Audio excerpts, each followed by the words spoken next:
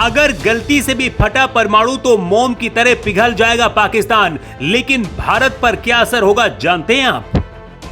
पाकिस्तान के परमाणु हथियारों का कंट्रोल क्या आतंकियों के हाथों में पहुंच गया है? पाकिस्तान की हवा में रेडिएशन कैसे फैला? जांच के लिए अमेरिका ने अपनी एक टीम पाकिस्तान रवाना की। अगर गलती से भी परमाणु बम एक भी फटा तो जमीन भी मोम की तरह पिघलने लगेगी। क्या उस संकट से पाकिस्तान गुजरने वाला है?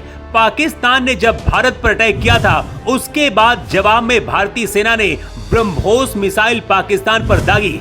दावा किया जा रहा है कि भारत की मिसाइल पाकिस्तान के परमाणु ठिकाने किराना हिल्स को तबाह कर दिया, जहां पाकिस्तान ने अपने कुछ परमाणु हथियार छुपा रखे हैं। और इसके बाद जिसका डर दुनिया को सता रहा था वो खबर बाहर आई। न्यूक्लियर रेडिएशन इससे पहले 1986 को चेरनोबिल न्यूक्लियर प्लांट त्रासदी यूएसएसआर में हुई थी और वो मंजर आज तक पूरी दुनिया नहीं भूल पाई है। रूस के चेरनोबिल न्यूक्लियर प्लांट में हुए हादसे के बाद से इतना भीषण रेडिएशन फैला था कि करीब 50 लाख लोग इसकी चपेट में आ गए थे।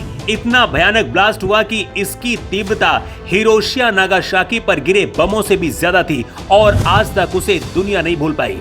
यही वजह कि पाकिस्तान से न्यूक्लियर रेडिएशन के रिसाव की खबर से पूरी दुनिया में हड़कंप मचा हुआ है। लेकिन ये कैसे हुआ? क्या पाकिस्तान ने जानबूझकर किया या वजह कुछ और है? सबसे पहले आपको बताते हैं।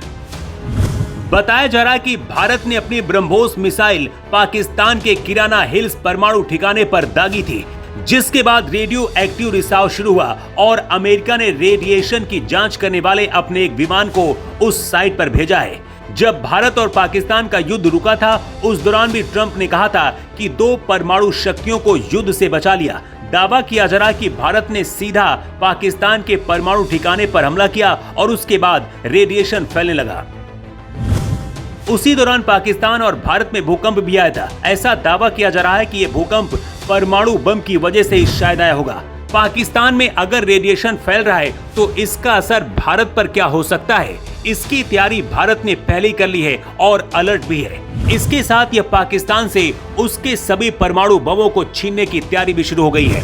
पाकिस्तान दुनिया का इकलौता मुस्लिम देश है जिसके पास परमाणु बम है। पाकिस्तान के पास नहीं बल्कि इसे सीधे आप कह सकते हैं कि ये परमाणु आतंकियों के पास है। पाकिस्तान की सरकार का भी कंट्रोल नहीं है। पूरी दुनिया के लिए पाकिस्तान खतरा है और इसीलिए अब रक्षा मंत्री राजनाथ सिंह ने कहा है कि पाकिस्तान से परमाणु हथियार छीन लेने चाहिए, क्योंकि पाकिस्तान का इन पर खुद कंट्रोल नहीं है। पाकिस्तान के परमाणु हथियारों को लेकर अमेरिका में भी आशंकाओं के बादल मंडरा रहे हैं। ऐसे में अमेरिका में पाकिस्तान से एटम बम छीनने की परिकल्पना पर चर्चा हुई है। अमेरिकी खुफिया और सैन्य हलकों में न्यूक्लियर स्नैच ऑपरेशन या फिर रेंडर सेफ मिशन जैसे योजनाओं की चर्चा लंबे समय से होती रही है। ये योजनाएं ऐसी स्थिति में इस्तेमाल के लिए होती हैं जब किसी देश के परमाणु हथियार असुरक्षित हो जाएं या फिर आतंकी समूहों के हाथ लगने का खतरा हो। 2011 में ओसामा बिन लादेन के एबटाबाद में मारे जाने के बाद पाक अमेरिकी रिश्तों में तनाव आया था। उस समय अमेरिका भी पाकिस्तान से परमाणु हथियार छीनने की बात कही थी। लेकिन क्या किसी देश से इस तरह से छीना जा सकता है? तो इसका जवाब है हाँ।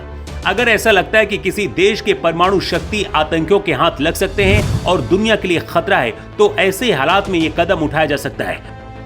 पाकिस्तान के पास 130 से 170 परमाणु हथियार हैं। पाकिस्तान के परमाणु ठिकाने का काला चिट्ठा दहर माउंटेन रेंज इस्लामाबाद के पश्चिम में Sargodha base, Kahuta research laboratory Rawalpindi के पास, चश्मा न्यूक्लियर पावर प्लांट और खुशाब प्लूटोनियम रिएक्टर पर है। सिर्फ भारत नहीं बल्कि अमेरिका, इजराइल और यूरोपीय देश भी अब डरे हैं कि परमाणु बम लश्कर टीटीपी के हाथों में कहीं न लग जाए।